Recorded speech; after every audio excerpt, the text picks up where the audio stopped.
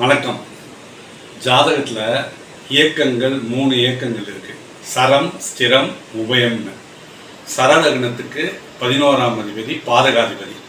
பாதகாதிபதி அப்படின்னா கெட்டது செய்கிறவர், ஜாதகத்துக்கு பாதகம் செய்கிறவர், அதாவது கெட்டவர்னு எடுத்துக்கலாம். அப்போ சரலக்னம்ன்றது மேஷ லக்னம், சரலக்னம். அதுக்கு 11ஆம் அதிபதி அப்படின்ற கும்பம் கெட்டவர் ஆகிறார், பாதகாதிபதி ஆகிறார். அதேமாதிரி ஸ்திர லக்னம்னு சொல்லுவோம், அது ரிஷப லக்னம். ரிஷப லக்னத்துக்கு 9ஆம் அதிபதி பாதகாதிபதி. அடுத்தது உபய லக்னம். இந்த 3 இயக்கங்கள். மிதுன லக்னத்துக்கு 7ஆம் அதிபதி பாதகாதிபதி, கேந்திராதிபதி, மாரகாதிபதி அப்படின்ற 3 வித தோஷத்தை மிதுன லக்னம், உபய லக்னம் கொடுக்குது.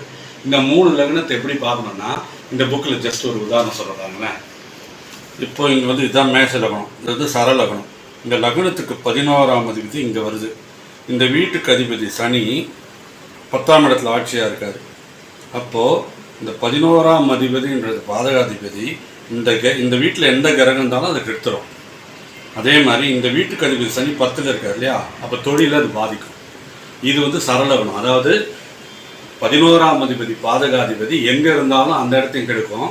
11ஆம் இடத்துல எந்த கிரகம் இருந்தாலும் அதுவும் கெடுக்கும். இதே மாதிரி அடுத்தது சொல்கிறேன் பாருங்கள். இது ரிஷப லக்னம். இது ரிஷப லக்னம். ரிஷப லக்னத்துக்கு 9ஆம் அதிபதி பாதகாதிபதி. இந்த ஜாதகத்திலே பாருங்கள், 9ஆம் அதிபதி சனி, இவர் 7ல் இருக்கார். அப்போ 9ஆம் அதிபதி எங்கே இருக்காரோ அந்த இடத்துக்கு எடுத்துருன்னு சொன்னேன் இல்லையா. அப்போ 7ஆம் இடம்ன்றது திருமண ஸ்தானம். இப்போ இவர் யார் அப்போ கல்யாணம் பண்ணாலும் இந்த திருமண ஸ்தானம் நல்லா இருக்காது. உதாரணத்துக்கு இப்போ 7ஆம் அதிபதி எங்கே இருக்கு இல்லையா, இது 9ஆம் இடத்துல இருந்தாலும் அதுவும் கெட்டு போயிடும். அதாவது 9ஆம் இடத்துல இருக்கிற கிரகமும் கெட்டு போயிடும், 9ஆம் அதிபதி எங்கே இருக்கோ அந்த இடத்தையும் கெடுத்துரும். இதுதான் பாதகாதிபதி. அதே மூணாவதாக உபய லக்னத்துக்கு ஒரு உதாரணம் பார்ப்போம். இப்போ உதய லக்னம்ன்றது உபய லக்னம், மிதுன லக்னம். இந்த மிதுன லக்னத்துக்கு 7ஆம் அதிபதி பாதகாதிபதி. இப்போ உதாரணத்துக்கு இந்த 7ஆம் அதிபதி குரு லக்னத்திலே இருக்கார். அப்போ லக்னம்ன்ற இந்த ஜாதகரை கெடுத்துருவார். கல்யாணம் ஆனது அவருக்கு நோய், கடன், வழக்கு பிரச்சனை, எல்லா பிரச்சனையும் வந்துடும். இது இல்லாமல் இந்த லக்னத்துக்கு இது பாதகாதிபதி, மாரகாதிபதி, கேந்திராதிபதினு 3 தோஷத்தை உடையது. 7ஆம் இடத்துல இருக்கிற கிரகத்தையும் அது கெடுத்துரும். இதுதான் கான்செப்ட். கடக லக்னத்துக்கும் அதே மாதிரி 11ஆம் அதிபதி பாதகாதிபதி. அப்போ சரம், ஸ்திரம், உபயம்.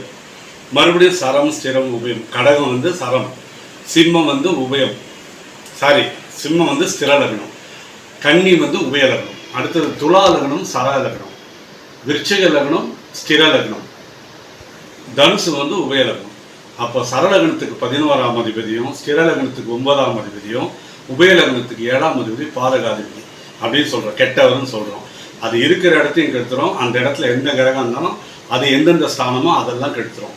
இப்போ பணம், குடும்பம்ன்ற ஒரு கிரகம் 7ஆம் அதிபதியாக உபய லக்னத்துக்கு போய் உக்காந்துருந்தா 7ஆம் இடத்தையும் கெடுத்துரும், அந்த பணம், குடும்பன்ற விஷயத்தையும் கெடுத்துரும்.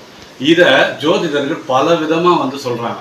இந்த பாதகாதிபதிலாம் பார்க்காதீங்க, இதெல்லாம் வேலை செய்யாது, ஸ்தான பலன் தான் வேலை செய்யும் ஒரு சிலர் சொல்கிறாங்க, நட்சத்திர பலன் தான் வேலை செய்யும் ஒரு சிலர் சொல்கிறாங்க. எல்லாமே வேலை செய்யும். இதில் 80% இந்த பாதகாதிபதின்றது பாரம்பரிய ஜோதிடத்தில் மிக நுணுக்கமாக, துல்லியமாக எல்லாருக்குமே பாதகம் செய்கிறது உறுதி. அந்த தசை வரும்போது இன்னும் அதிகமாக வேலை செய்யும். குரு பார்த்ததுன்னா கொஞ்சம் அந்த வீரியம், அந்த கெட்ட பலன்கள் குறையும். ஆனால் இந்த பாதகாதிபதி அப்படின்றது இருக்கிற இடத்தையும் கெடுக்கும். அந்த கிரகத்தோட தன்மை போய் வேற எதுனா கிரகம் அந்த பாதகத்தில் போய் உட்காந்தாலும் இது கெடுத்துரும். இது ஜோதிடர்களுக்கு நல்லா புரியும், பாமர மக்களுக்கு இது புரியாது. இருந்தாலும் இந்த ஒரு விதி பாதகாதிபதின்றது பாரம்பரிய ஜோதிடத்தில் மிக துல்லியமாக 100% நடக்குது. நன்றி, வணக்கம்.